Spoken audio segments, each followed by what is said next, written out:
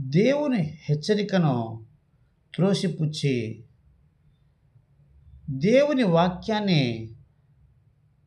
లెక్క చేయకుండా తిరస్కరించిన రాజు తన రాజ్యాన్ని కోల్పోతాడు, తన కుటుంబాన్ని కోల్పోతాడు, తన ప్రాణాన్ని కోల్పోతారు. అలాంటి చరిత్ర ఎక్కడ ఉన్నదంటే పరిశుద్ధ బైబిల్ గ్రంథంలో ఇర్మియా గ్రంథంలో మనం చూడవచ్చు. యూదా రాజ్యానికి చివరి రాజు అయినటువంటి సిద్కియా గురించి మనం చూసినట్లయితే,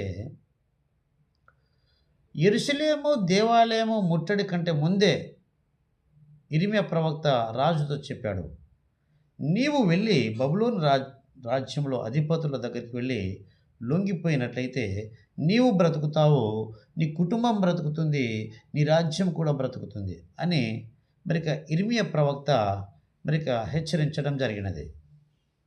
ఇక 38వ అధ్యాయము 17వ వచనము 18వ వచనంలో చదివినట్లయితే మనకు ఆ మాట అర్థమవుతుంది.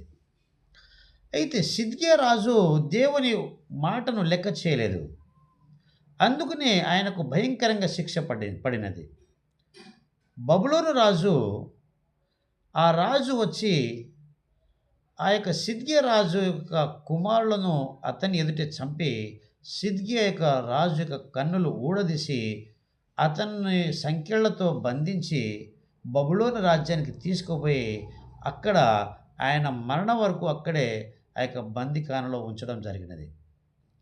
సహోదరులారా, మరిక తన సొంత బలాన్ని నమ్ముకున్నాడు, తన సొంత ధనాన్ని నమ్ముకున్నాడు, కానీ దేవుని వాక్యాన్ని తిరస్కరించాడు సిద్కియా రాజు.